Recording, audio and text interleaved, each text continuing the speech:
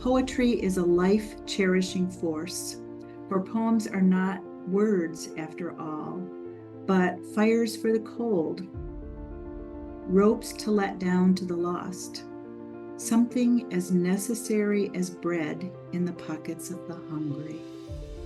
I think this is an opportunity for us to celebrate Renu and her publishing journey, to celebrate poetry, and to celebrate the way that life-cherishing force comes uniquely through Renu.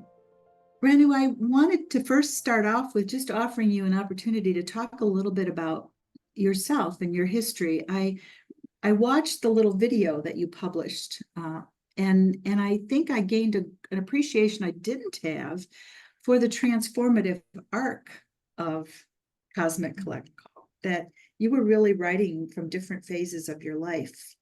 And in that little video, you noted the sort of spiritual transformation that occurred. So can you share a little bit that you'd like all of your listeners and readers to know about you and your journey and how that affects your poetry? Yeah, I'll try to capsulize it, one lifetime in a few, not too many words. It's interesting if you look at me at the end and in the beginning, I left home when I was 17 years old, and I had 5 younger brothers. And as you'll read in one poem, my mother passed away when I was 20. So even though I wasn't in the home for long, I really adapted a lot of those old conditions that we have as Catholics, as people that live in suburbs, affluent suburbs. So a lot of the poems are me inching out of that box that I was in. And that was a big deal because that was kind of thumbing your nose at it all, and at the community of very lovely people, but they were really more my parents' community.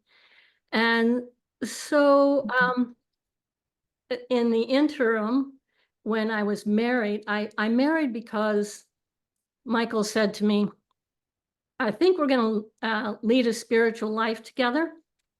And that kind of sold me. I'm like, okay, this is it. This is what I want. And shortly after, we did join a spiritual group. We got a lot out of it. We learned how to meditate. And after many years, we told the master, okay, thank you. You taught us a lot. Now we're leaving. And that was another exit.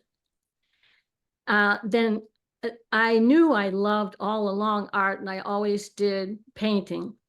I had a shop for 30 years. I would sell the work there. But when I sold my shop, I realized that I wanted to make authentic art. And I found a teacher. I found somebody willing to mentor me. And that was a huge learning curve, like jumping and stretching out what she taught me, which I might bring up later when we talk about how our history and our surroundings need radical words and sentiments. And she taught me a lot of that. And I spent years learning to make my authentic art and then coaching it to others. And that was in the Boston area for many, many years. When I moved to Maine, shortly after, my friend Sue Cross suggested that I might like to take method writing.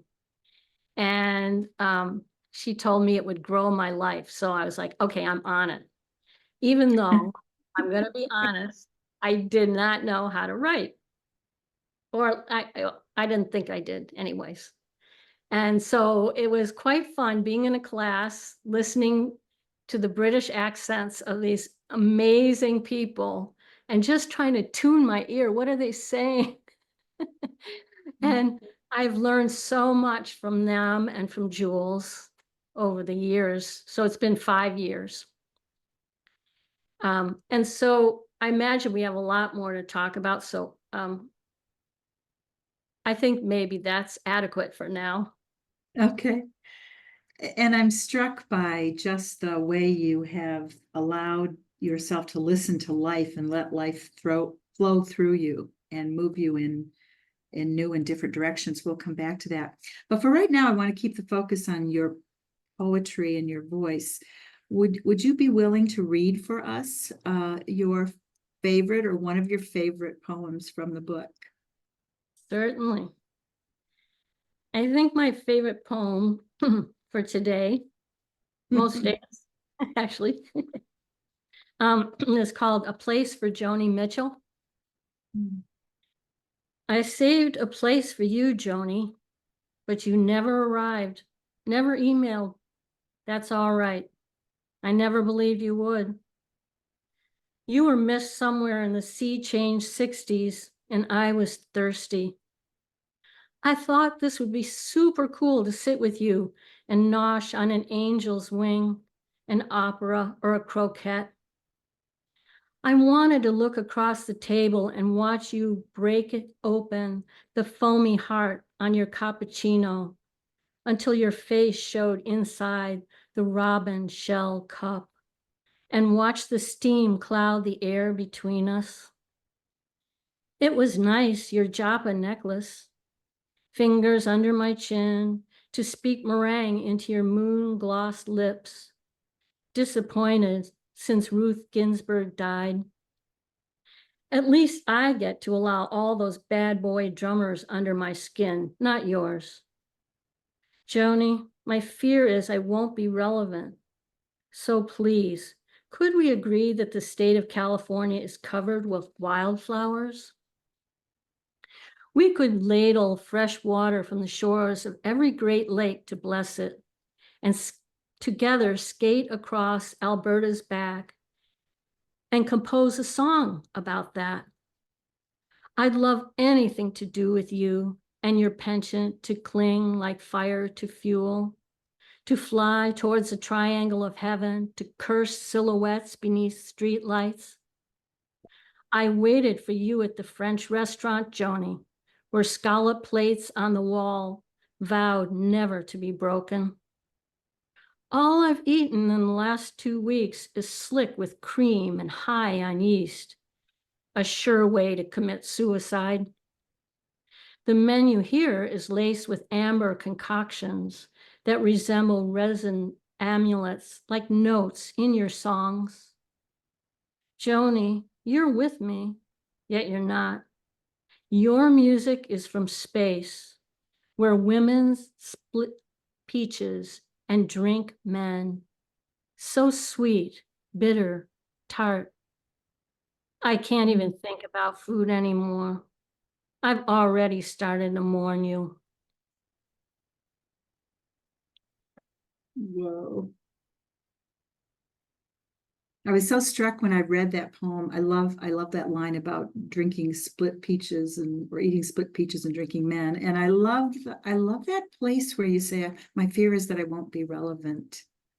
But tell me, what does the poem mean to you? Well, first of all, when I was younger and I wanted to emote, I would get on my grandmother's grand piano, and that's how I began creation.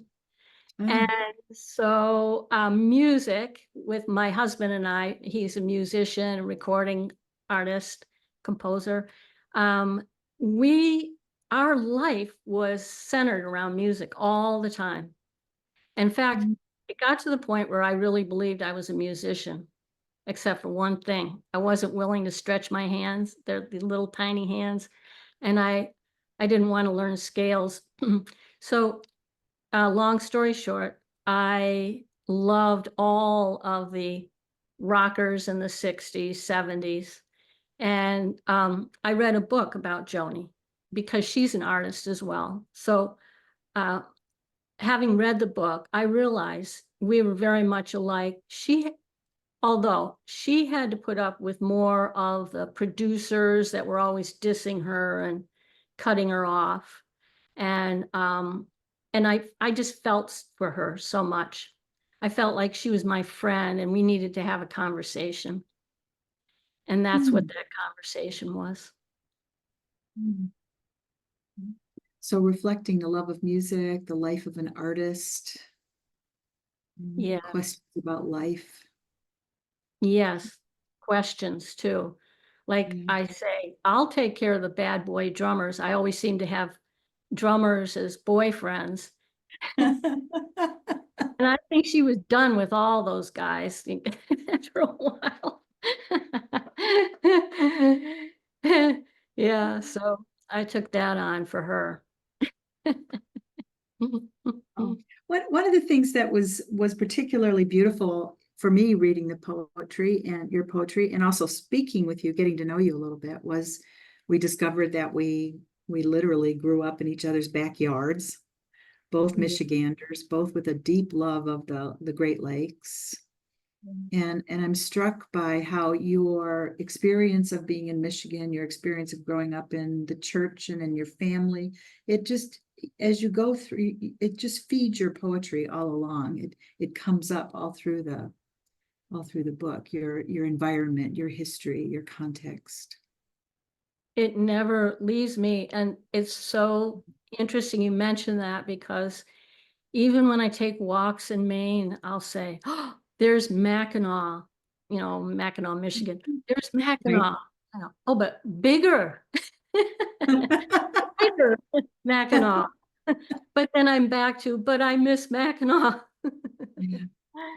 So yes, I don't say it, but it's in there all the time. I suppose that's true for all of us, that our history, our culture, our memories, they all feed into when we try to write, or especially as poets. Absolutely. Just draw from those things that have been printed on our souls. Absolutely. Yeah, can't help but come out. Is there a particular reason why this is your favorite poem? Oh boy. Well, I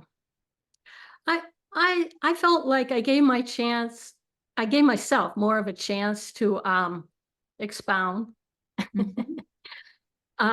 to do more quirky things. Because a lot of the poems I wrote were a couple of years ago. And I worked with an editor poet who taught me, poetry. So it took a lot of time, years, to kind of tune them up. And then I get them tuned up. And then I would know, oh, I have license to do this. I can try this. So that's what I did in that poem. Like, okay, now let's get rolling here. Interesting. So that brings up a really a question. Another question I have for you: what is the process of writing poetry like for you? I mean, how do you see it, and how does that work? How does it come together for you? It's fascinating. For one thing, because it's like geometry. I could see this geometric form, and I could see it from different sides. And what's beautiful is I can write it from different sides, and I can get in the middle of it. And I don't need a lot of words. I don't need a huge story. I can feel it and say, please give me those words. That's a big idea on this little page. And but how do I get there? Okay, so my natural process is to sit down with absolutely nothing on my mind. And I start writing, and I start to notice these words, I this and I that. And I take one of them and see how deep I can go with it. And sometimes it's like, oh, it's not going anywhere. This is ridiculous. So I just throw in a line, I'm going to get a chicken or something like that. But I keep going. And it's not a crazy kind of consciousness thing where I'm going to just say the kitchen sink's full here, stuff, we'll sort it out. It touches something deep inside me. And so first I get myself in that deep state.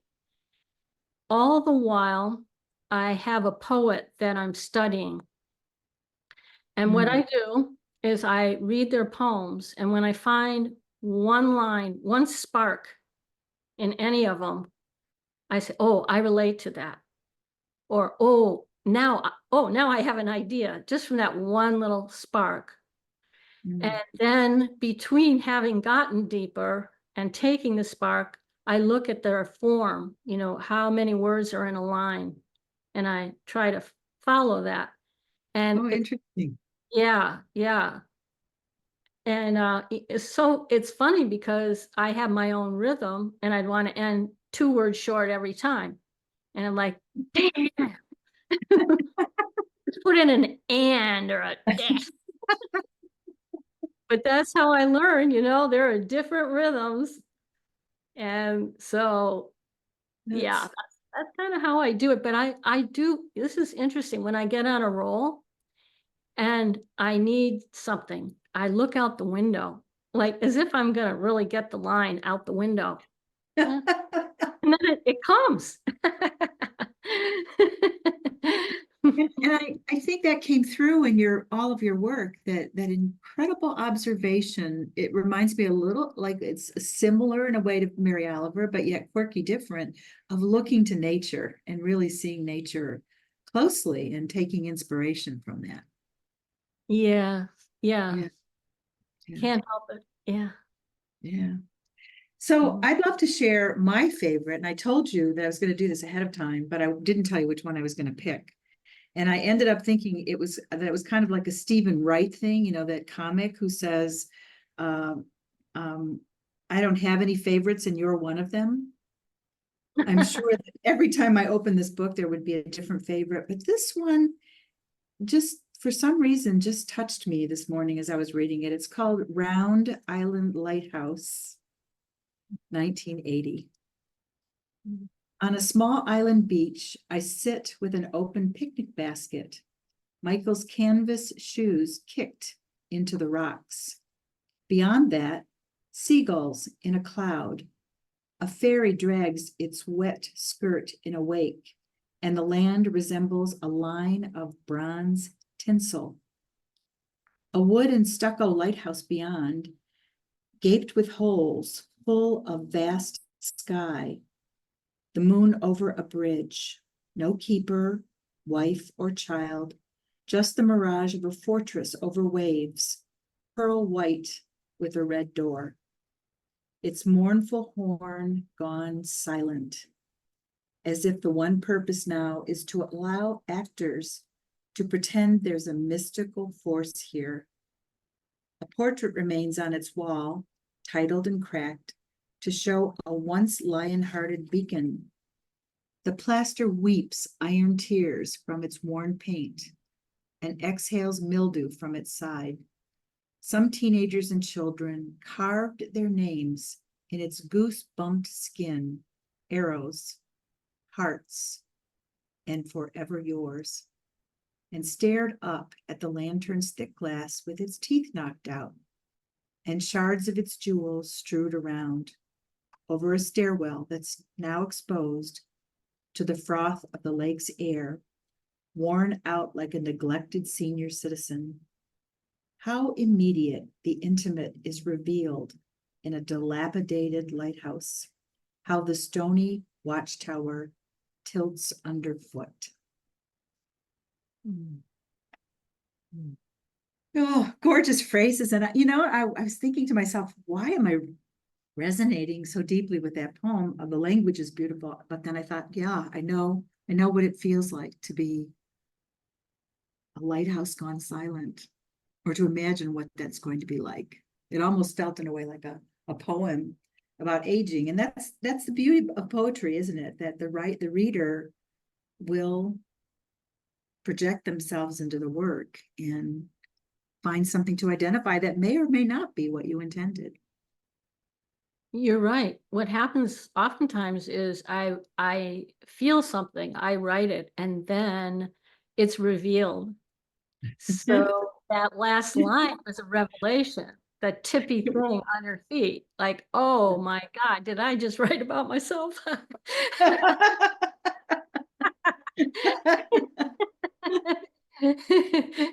Well, yeah, you know, my other poet editor would say, It can be good, but if you're not in it, then what is it?" So, So yeah, beautiful. thank So, you. so the other thing I wanted to ask you, Salman Rushdie has said that a poet's work is to name the unnameable, to point at frauds, to take sides, start arguments, shape the world, and stop it from going to sleep. And it struck me that I'd been reading a book by a man named Richard Rudd called The Gene Keys, where he said we're all poets and rebels, every one Mm. of us. And I was just really struck by that, and I want to explore that with you because I have felt that little bit of rebelliousness in your nature. Do you identify with Oh, yes. that? Um, I and frankly, I need to actually be a little more verbose about it, to tell you the truth. Yeah. But I do have about 4 poems in the book that, describe climate change and how it infuriates me and how people just cut down 200-year-old trees to build some swanky place. And I also have a poem about, maybe false prophets with, my teacher in the end. But back to the art piece, when I met Kate, I did a project, an art project. What would happen if something I love was lost, like the Mm, lake in front of my cottage I used to go to?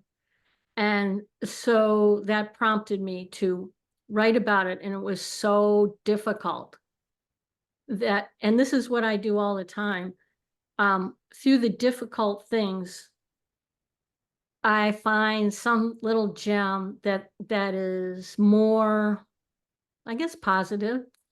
And mhm, so I found the Mother Earth water walkers bless the lakes. So I'm like, okay, I'm not going to get into radioactive protesting and, going after people.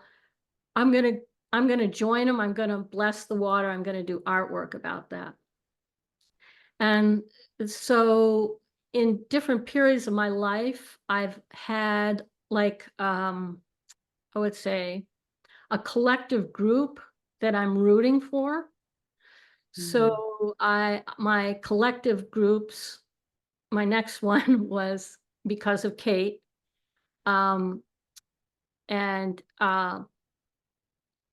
she lived in Nashville, and we would spend time at Fisk University, and we would see the most astounding African American art, and we'd go to history mm, classes that opened me up, and John Hope Franklin.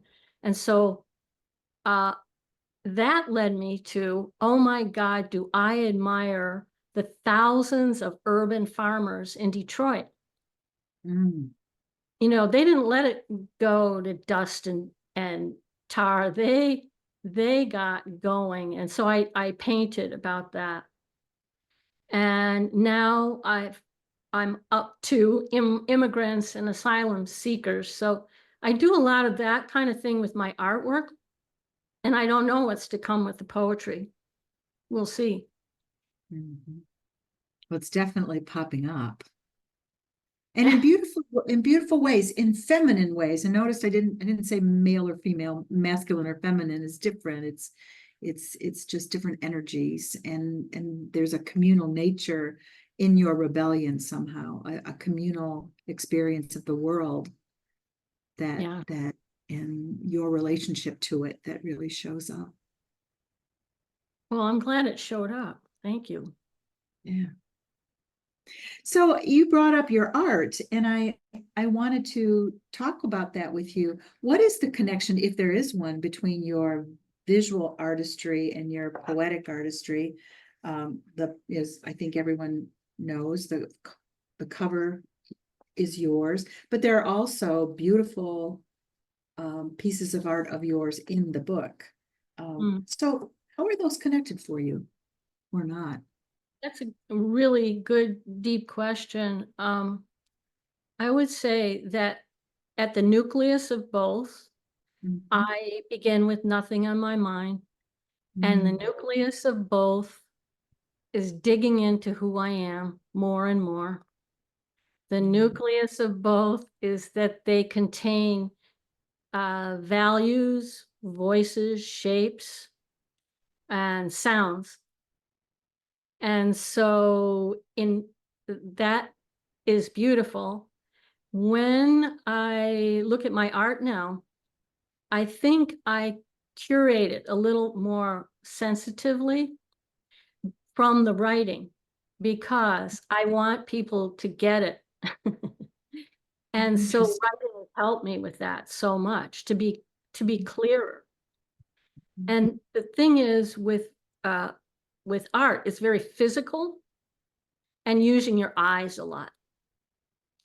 But it's expressing the container of all my experiences. Everything I see every day goes into that painting, and likewise with the writing.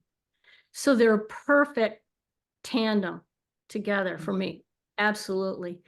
And lately fun things have been happening, like um I'll want to use surrealism in the painting, or I'm not even trying, but I'll see geometrics and odd things in the painting, and I'm like, oh, okay. And what I've learned in method writing is that there are all kinds of voices to use to augment a story so we don't go to sleep in the middle of it. And I've learned those things from Jules Swales, who's my dedicated teacher for 5 years. Yeah, I'd say that's it. Mhm. Well, following up on that, I know that we have a whole group of artists on this call with you, and artists who are also doing other things in their lives and raising families, working at different jobs, and I was really struck on our when we did our preparatory call about how deeply passionate you are about your artistry and how it is front and center for you. So, if you would throw open the doors of your life for us a little bit and talk to us about what is your life like? I mean, how do you go about your art making Mhm. and how does it fit in with everything else?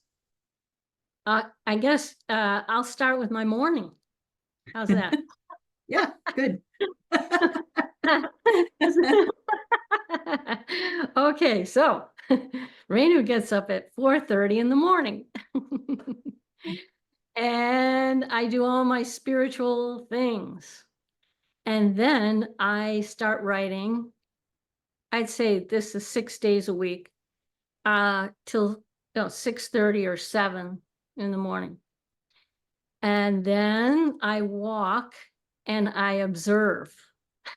Mhm. And I could explain a little more of that later. I observe things and then I go to my studio and I paint. And I have to say, after all those hours, I am darn tired. So I have to rest. I'm learning how to do self-care. I thought I understood it. I thought, oh, if I make a massage appointment here and there, that's it, but not really. And and so what I'm working on is this. I want to bring my soul closer into me. And and so I try to do things that will influence that, such as reading. Well, I have to read poets and wonderful books, and listen to talks. And then my writing group is so amazing, deep people, and they hold my back. And so I have the impetus because of my writing group, my tribe. And then I have a couple other tribes, that cover me in other ways. And so that's part of this the self guidance thing. And what I like about writing, art, all of this is I enjoy seeing relationships. I like relationships between people, places, and things. And I love to connect the dots. So a lot of these things I do are, and it's just the way I think. Like I'll be on a bridge. They're building a new bridge. So I'm following it. And I'm amazed at what they're doing. But what I see will show up like you wouldn't believe it on the cover of the water swirling around. Right. And so I pay attention. I try to. I'm not great at it. I try to pay attention, and I'm kind of a sneak about going to restaurants and bake shops and listening in. What's going on?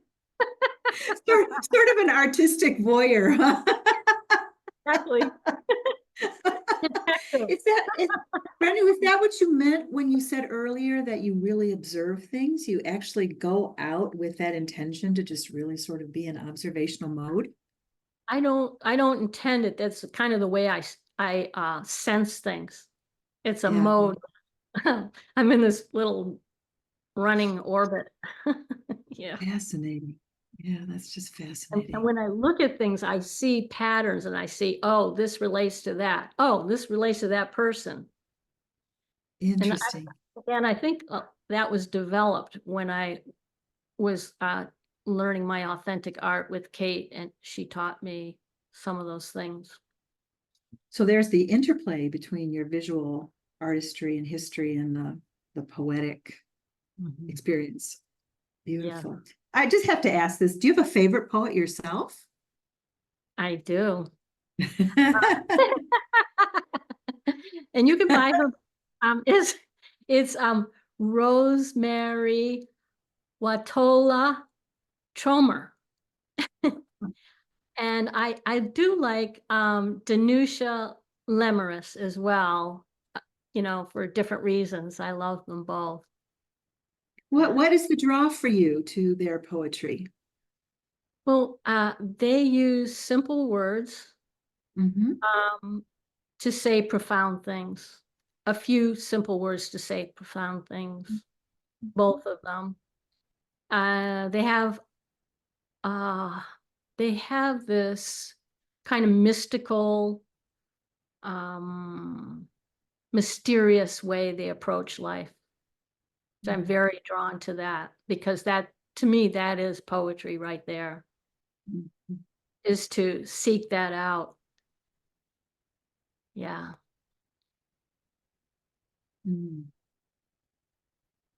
Beautiful. And I think you have a poem that speaks directly to mysticism in this work, but it shows up in the way you observe the world and how you comment on it. Yeah. Beautiful. So I want to make sure we have time for people's questions. I'm sure there are some out there. So if I could, I'd just like to ask you a last question about the whole journey to publishing. There are people on this call I know who have manuscripts in progress, who have thought about it or have wondered about what it would be like to be public and published. What has that been like for you? I mean, you had a history of visual arts being shared with the world. What is this now like for you to share your written work? This one's different.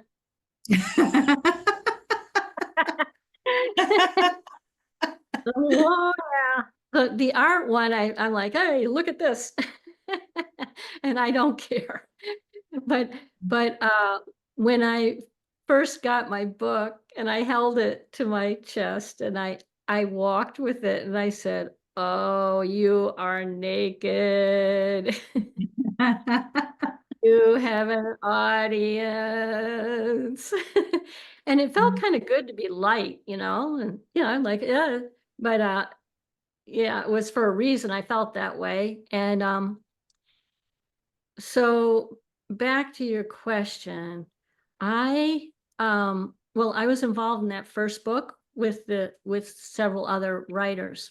So I got a taste of what it was like. At that point, there were like 6 people sharing in the different jobs you had to do. And so with Maria, she um, she took on many of those jobs. Mhm. And it wasn't easy because I'm kind of a Luddite, and uh, That's so we had to kind of, learn some things along the way. But hilarious. no matter what happened, there was always a love emoji of some kind that mitigated any tragedy or any ill feelings. So I'm like, oh, there's still love in the air. Ah.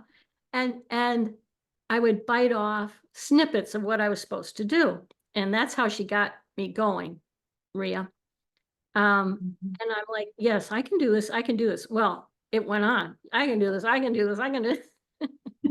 Forever and ever. I can do this. And towards the end, it felt like I'd run 25 miles. You just got to run it into home.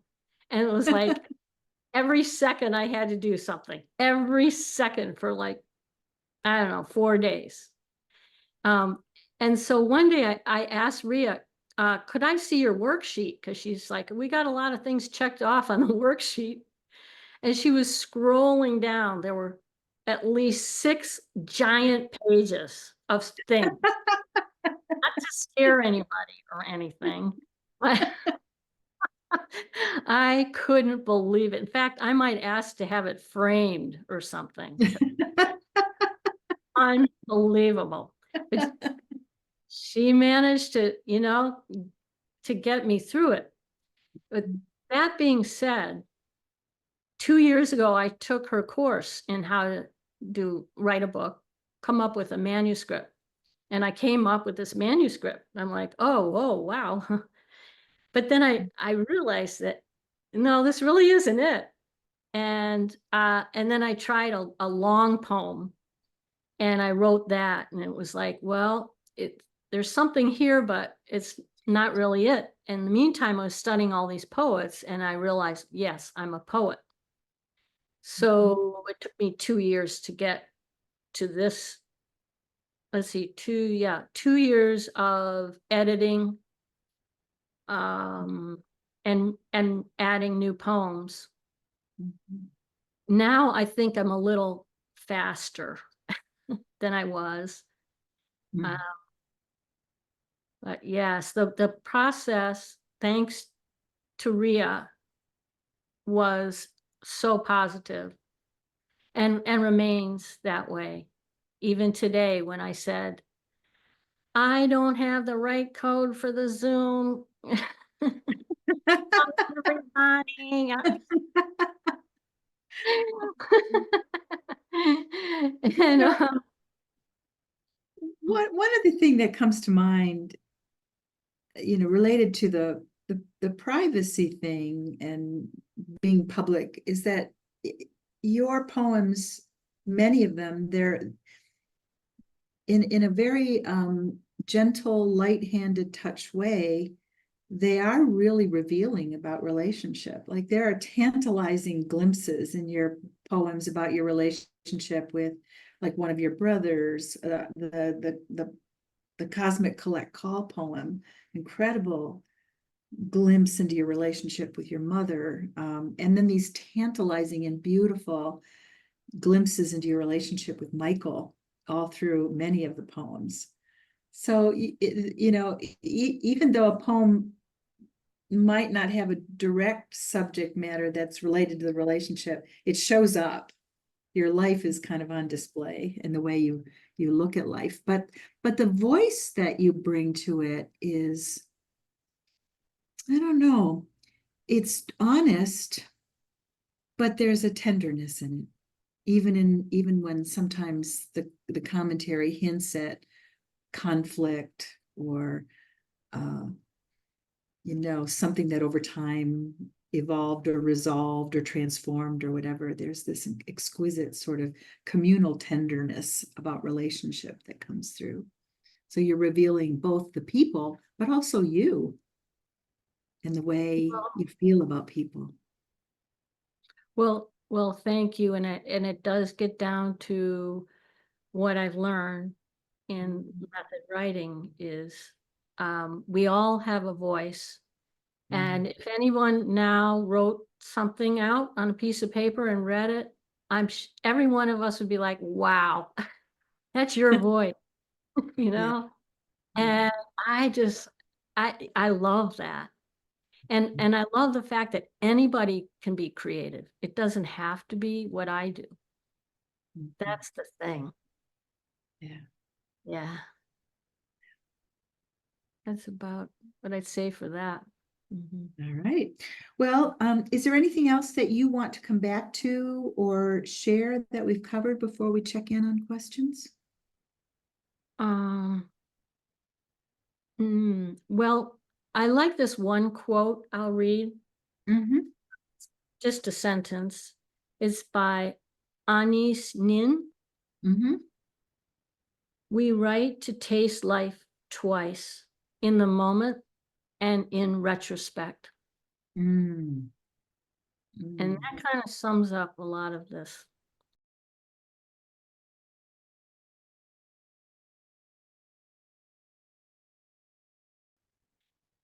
I miss parts of my fertile self, the lightness I used to feel in my body, the joy that drenched every cell. It bypassed the ruins of myself, the ones built on a foundation of wonder. They were bulldozed. Trust is what I had when I was young. It showed up right in front of my eyes. I'm going for a walk, I said. I had my favorite destination in mind. It was called Anne's Tablet on Mackinac Island, Michigan. I stood half tall to the verdigris bronze plaque. A nectarine glimmered as it laid on the dirt. My Girl Scout shirt ruffled in the spruce-filled breeze, while the sun illuminated the raised letters. What struck me was Constance Fenimore Woolson's portrait that showed her in a billowed skirt as she cupped the needles of a pine branch. I imagined that nature could be my good genius. A ferry boat moaned and trumpeted in the distance. My sense of time blended with the undertones of people, machinery, and the clop of horses strapped to wagons that lined the docks. She spoke to the trees, I said, to accept her words. And being the Native American wannabe, I told myself to tread soft on the path home.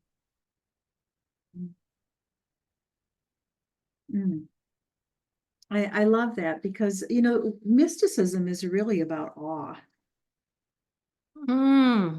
Yes, yes. And I've been thinking a lot about how one of the real gifts of our later years, the third trimester of life, is often knowing that life is very finite and that every day is a gift. This just tendency to be in awe of what you're living. And yeah. You described it perfectly. Yes. Mm. Even the most so-called mundane thing, awe could be chiseled from it. Yeah. And that's part of the game too. Let's see what awe we can find today. Yeah. Awe could be chiseled by it. You can't help but be a poet.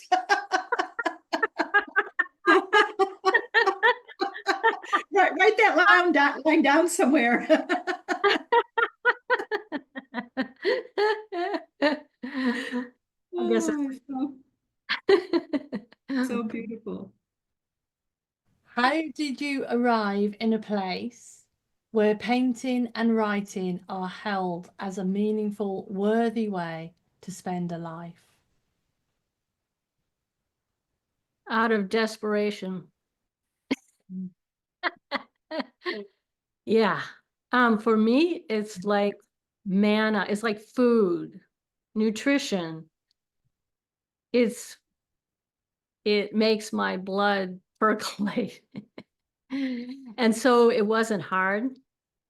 I mean, at first it was very hard because even when I went to learn art, I didn't know one thing about art. I went to college saying I want to be an artist. And actually that's another thing I love. I love learning and I don't mind being a beginner. And that's how I've done a lot of this. I put myself in beginner status so many darn times that that it just leads me to the next thing. So in short, that's how it all combined. You know, and Rena, you maintain, I think that's a great question that was asked. You maintain a clear devotion. I mean, I think when we were talking, preparing for this interview, you said something like, I mean, it could be paraphrasing this totally inaccurately, but what I took from it was there are times when my friends sort of have to wait for me. My relationships in my tribe, they just sort of have to wait for me because my art is front and center and my devotion to it is front and center. And then I think you said something about coming out of periods where you realize you sort of have to recommune with people, reconnect with people. But the devotion to the art is very central to you. That was very inspiring to me. Uh, yeah, yeah, and I don't know if I'm saying this correctly, but maybe I've sacrificed a lot for it. Mm. You know? Can you say more about that? Well, as we mentioned, if I have the choice between resting or doing a creative act and I want to call somebody and I say, well, I could just do it for 20 minutes. No, you can't. You know it's going to be an hour and a half. And so you're like, no, and this goes on and on until the point comes where I'm like, wow, I love them. I miss them. I think about them all the time and they might not know it. Mm. And, so I almost felt like today I get off this Zoom and I start that life. I'm sorry, I've been away and I love you. And please forgive me. But I won't because I'll rest. But I will tomorrow. It reminds me that I mentioned Joseph Campbell early in the call, and that one of the interviews that Bill Moyers did with him ended up being called "Follow Your Bliss," and everyone thinks and associates Joseph Campbell with this notion of following your bliss. But what I was struck when I went back to listen to that some time ago, that one of the things Campbell says clearly is to follow your bliss, you have to make sacrifices. Um, Thank you. And, Now it's better. Thank you. and that sacrifice is to make something sacred, and you really make art making sacred. Well, thank you for that, Linda. I feel much better.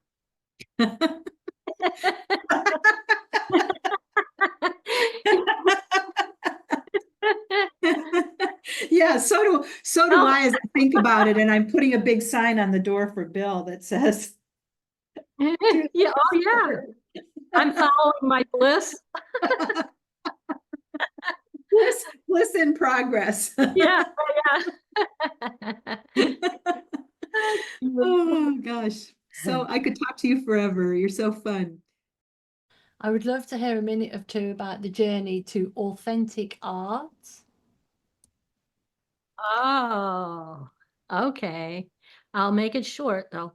Um, so I would work in a studio with like 8 or 9 people. We'd work at once. We'd all be on the walls working. And the way we got into our work was to meet together and each person would go have their 5 minutes to say how their life is going. Then we go to work, and then we check out and say what happened to us. Just that alone, plus not being able to comment on other people's work, good or bad. You could ask questions, you could give inspiration, but you weren't to say what you thought.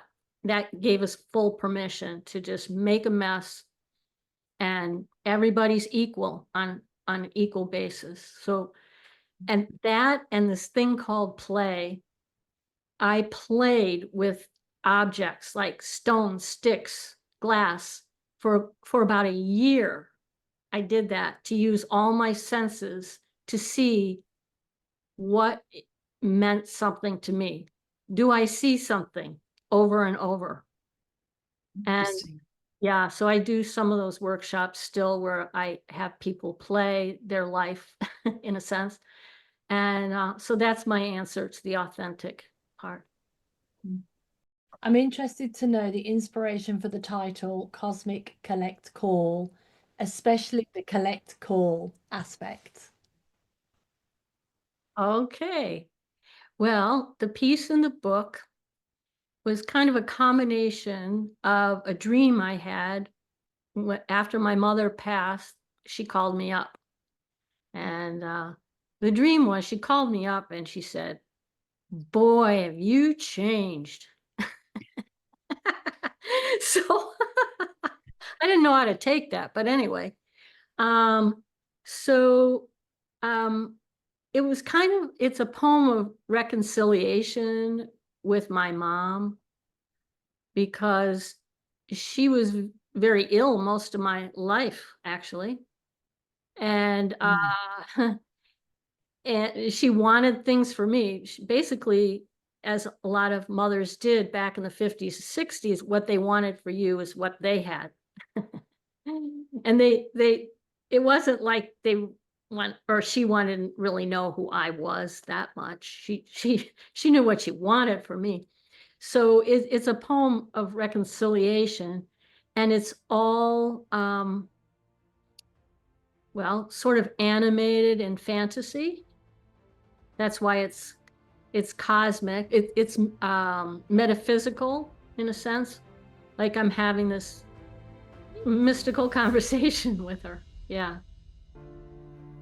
And collect, well, I hope to collect more forgiveness, maybe for her and for myself.